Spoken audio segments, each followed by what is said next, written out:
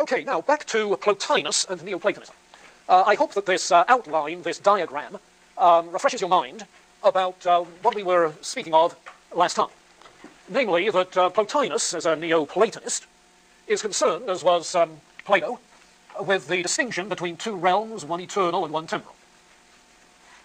But under the influence of that Middle Platonism of the first 2 centuries, he develops a threefold distinction within the eternal realm, a hierarchy, if you like, such that intelligence, or nous, notice an Anaxagoras term, is an emanation, an outflowing of the divine mind, an emanation from the one, the good, and the world soul that animates and orders the natural order, the natural world, is a further emanation from the nous. So the thing that informs, if you like, the nous, the thing that informs the nous, is the unity and goodness, which is the nature of the one, the good. Although nous is not absolute undifferentiable in its unity because it contains all of the forms, each of which is the principle of unity and goodness for a particular species or kind of thing. So what nous provides in the forms is unity and the good for each species of thing. And it is the world soul, as Plato's demiurge intimates, that is the active agent in the ordering and enlivening of the world. Now, when he comes to speaking, however, of the temporal world, the picture gets to be complex. To begin with, nous is known also as logos.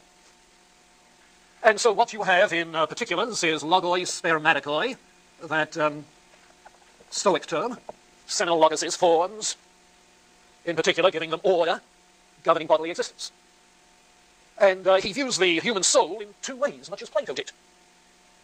In its pre-existence, the soul, in its abode in the world soul, the individual soul in that eternal state, is free from bodily involvement, free from bodily desires, free from bodily concerns, and has a fuller share in intelligence, the eternal nous. On the other hand, the soul as embodied, incarnated, is feeling constantly threatened, is insecure, by virtue of its bodily existence.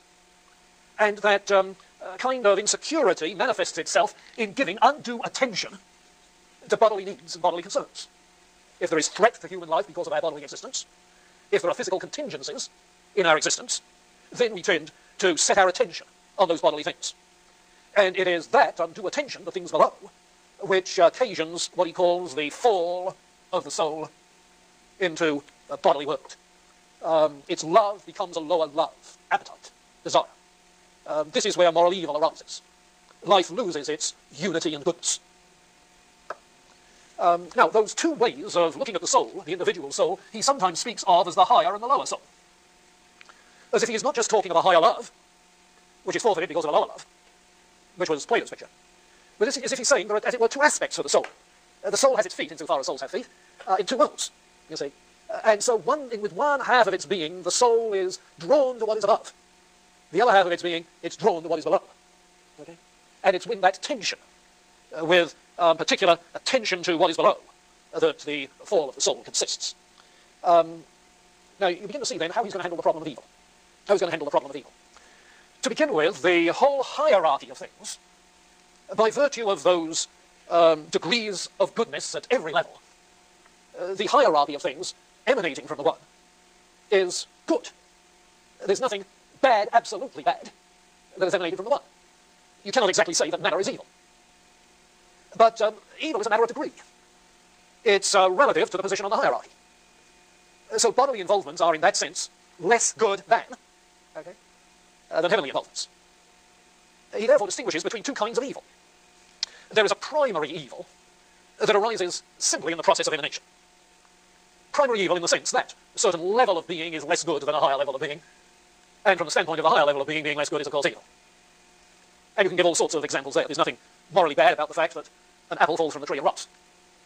But a rotting apple is a privation of a good apple. It's losing its form, its unity and goodness. So if you like, what he calls primary evil is a kind of what we would call natural evil. But it's in that being drawn to a lower state, losing form, that the human soul in particular acquires a secondary kind of evil, in, as it were, asserting its independence, in setting its affection on things below, in following appetites rather than reason, in irrational behavior. Now that's the secondary evil, that's moral evil. And that distinction between natural evil, then, the evil involved in simply the contingencies of physical existence, and the distinction between that and moral evil involved from a misdirection of one's affection. That classic distinction is one that is picked up, for instance, by Augustine, and we'll see what he does with it in the course of time. Now, if evil, then, has to do with descending, falling from one's first estate. You get the Platonism in that line from Milton? From the first estate? From the given level on the hierarchy of being? If evil consists, then, of falling below one's appointed place, now what is the good that we should pursue? What is the good life? And the good life is, of course, this return to the one. Return to the one. Ascent to the good. If the fall is bad, the ascension to the good is good. That return. And what Plotinus does is to depict that return in mystic terms. And so you get the development of a mystical path by which one returns to a sort of reunion with that from which we fall. And the mystic path, you can see, is going to be climbing back up the ladder. First of all, contemplating nature, so as to see the order, the unity, the good in nature. Okay? Which, in good Platonic fashion, leads one to contemplate form within one's soul. Turning within to contemplate the forms within the soul, innate. Which leads, in the third place, to contemplation of nous, the cosmic intelligence itself, the form of all forms, which leads finally to an ecstatic reunion with the one. Now, a little bit of commentary there. I put them in ascending order, obviously, because it's the ascent, the return. But the contemplation of nature is not for the enjoyment of particular sense qualities. But in order to pick up the evidence of order, unity, that's there. The contemplation of forms, the next step, sounds very Platonic. The unity of the forms in the nous, the form of all formness. Okay?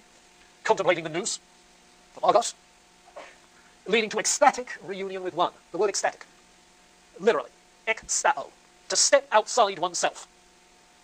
You see?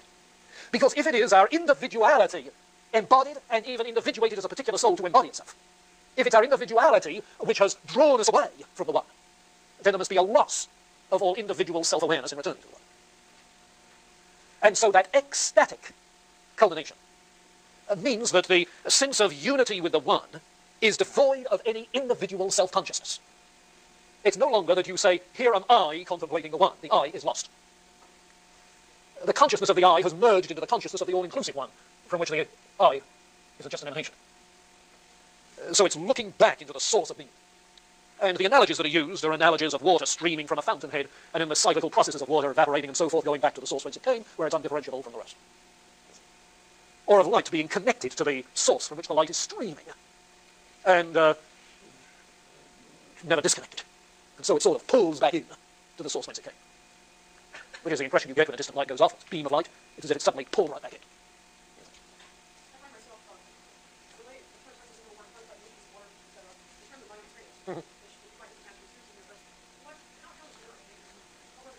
Yeah, I suspect what you're thinking of is uniformities, predictabilities.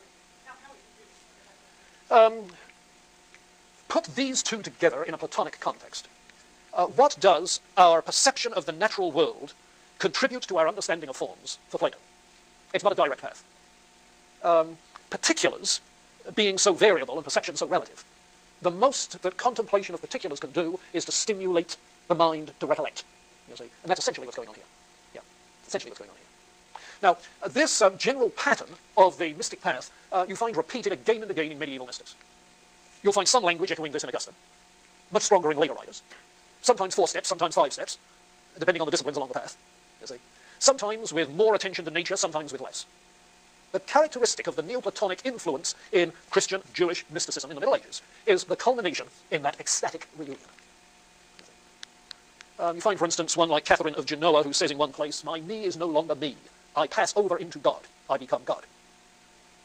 You know, and with our sharpened distinctions in the 20th century between theism and pantheism, you say, she's a pantheist.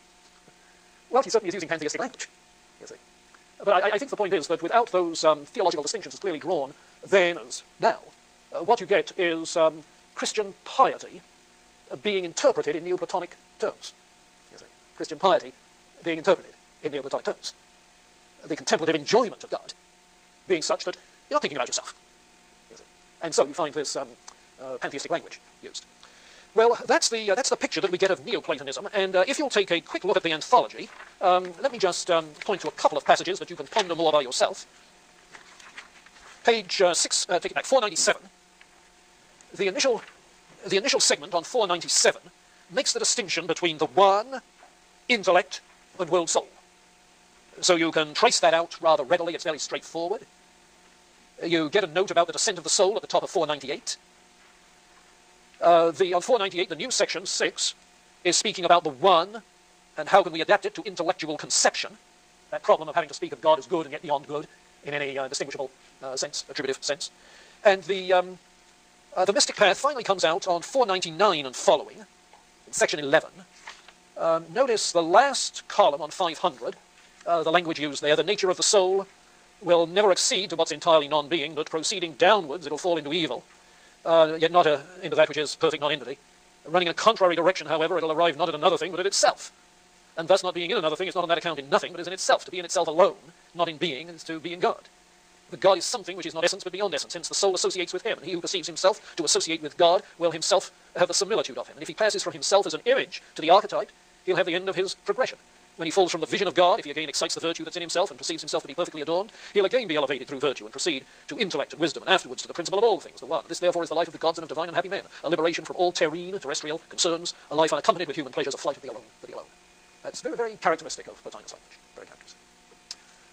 Any questions, comments? We'll see this coming out again and again in other writers, but this has made the transition from Plato to the Neoplatonism that we're going to have to live and work with through the Middle Ages.